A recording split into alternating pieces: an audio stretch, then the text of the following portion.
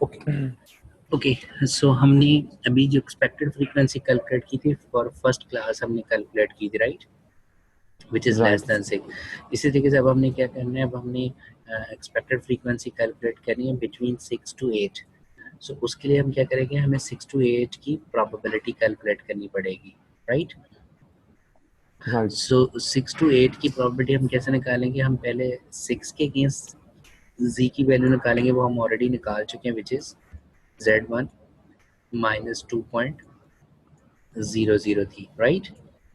Right sir इसी तरीके से हम क्या करेंगे, हम z2 की वैल्यू कैलकुलेट कर लेंगे, which is 8 minus 10 divided by 2, which is आ जाएगी आपके पास -1.00। ठीक है।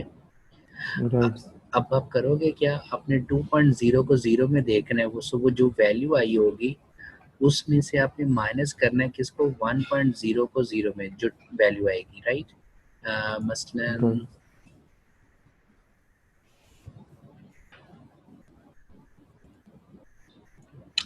लाइक आप क्या करोगे, ये काम दिस वन 2.0 को 0 में देखना है, सो आपके पास क्या आ गया, दिस वन। ठीक है। राइट सर देन आपने क्या करना है, 1.0 को 0 में देखना है, तो ये आ जाएगा। ठीक है जी। सो इसका मतलब ये है कि 0.4772 में से हम माइनस कर देंगे किसको, 0.3413 को। क्लियर। राइट सर सो ये जो रिजल्टिंग प्रोबेबिलिटी आएगी that would be between 6 to 8। ठीक है। जी सर सो वो जो 6 to 8 के दरमियानी प्रोबेबिलिटी है, which is approximately 0.14, right. Right sir so इस 0.14 को आपने क्या करना है, मल्टीप्लाई कर देना है 500 से, तो आपके पास एक्सपेक्टेड फ्रीक्वेंसी आ जाएगी। ठीक है। सो ठीक सर इसी तरीके से हमने प्रोबेबिलिटी निकालनी है बिटवीन 6 to 10, और उसकी प्रोबेबिलिटी को मल्टीप्लाई कर देंगे विद 500। देन आपके पास जो 10 to 12 आप प्रोबेबिलिटी निकालोगे, उसको आप मल्टीप्लाई कर दोगे 500 से, एंड सो ऑन। ठीक है। सो लास्ट राइट केस में क्या है कि हमने 14 से ग्रेटर प्रोबेबिलिटी निकालनी है, और हम अगेन इसको मल्टीप्लाई कर देंगे 500 से, तो हमारे पास जो है वो एक्सपेक्टेड फ्रीक्वेंसी आ जाएगी, which is this one. Right sir ठीक है। सो ठीक ये सर हमने एक्सपेक्टेड फ्रीक्वेंसीज निकाली। ओके। अब हमने करना है क्या, अगेन हम काई स्क्वायर का फार्मूला लगा रहे हैं। So observed frequency minus expected frequency, उसका square divided by expected frequency, so we are getting the value of chi square. ठीक है। राइट सर सो मेरे पास काई स्क्वायर का टोटल आंसर क्या आ गया, that is this one. Okay. ठीक sir so अब हम क्या कर रहे हैं,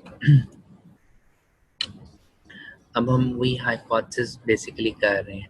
सो कि हाइपोथेसिस एच नॉट के डाटा नॉर्मली डिस्ट्रीब्यूटेड है, एच वन ये है कि नॉर्मली डिस्ट्रीब्यूटेड नहीं है, और अल्फा मैंने रख लिया 5%। ठीक है। अब मेरे राइट पास वैल्यू क्या होती है, chi square is greater than और equal to chi square alpha comma V. So V क्या है, which is called degree of freedom. So V की वैल्यू क्या होती है, number of observations, mean number of bins. So number of classes या number of bins कितने हैं, that is 1 2 3 4 5 6, right.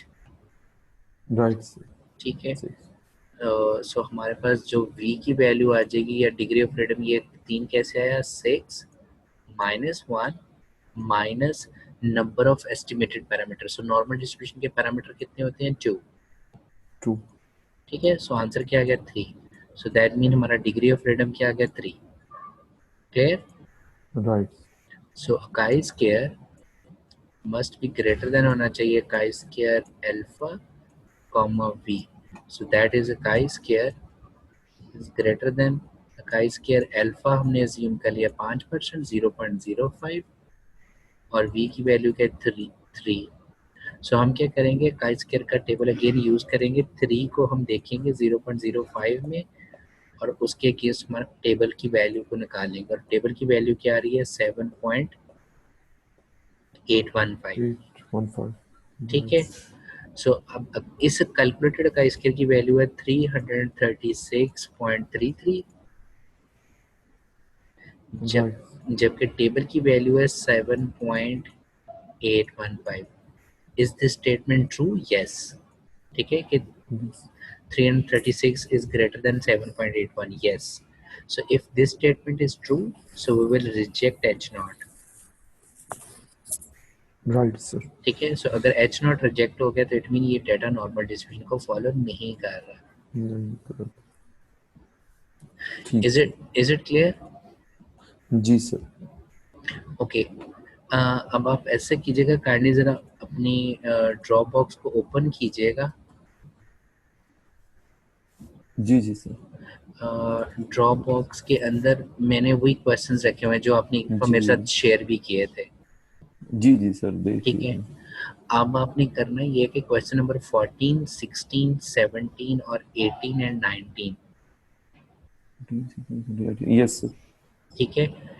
आपने अभी तक जितना हमने पढ़ा है, मसलन क्वेश्चन को छोड़ दीजिएगा, यूज दिस डेटा. ठीक है. जी जी सर. और आपने करना ये है कि आपने एक तो बेशक इन क्वेश्चंस को एज इट इज जो पूछा हुआ है वो करना, सॉल्व कर लेना. मीन काइस के टेस्ट लगाने आपने. अभी केएस टेस्ट हम नेक्स्ट टाइम पढ़ेंगे. ठीक है. जी सर. इस डेटा को यूज करते हुए आपने वो तीनों के तीनों स्टेप्स फॉलो करने हैं. स्टेप नंबर 1 कि ये डेटा को यूज करते हुए पहले हाइपोथेसाइज करना है कि ये डेटा कौन सी डिस्ट्रीब्यूशन को फॉलो कर रहा है. राइट. बेसिक डिस्क्रिप्टिव एनालिसिस करना है आपने. Right sir. सेकंड स्टेप आपने फिर क्या करना है, जो मेथड ऑफ एस्टिमेशंस है, जो भी मेथड ऑफ मूवमेंट या लाइक्लीहुड यूज करते हुए आपने क्या करना है, उसको उसके पैरामीटर एस्टिमेशन करनी है. And right sir. लास्टली आपने काइस के टेस्ट लगा के चेक करने की क्या उस डिस्ट्रीब्यूशन को ये फॉलो कर रहा है या डाटा या नहीं कर रहा. ठीक है. ठीक सर. ये अब आपकी असाइनमेंट है. अब आपकी मर्जी है, वो आप जो है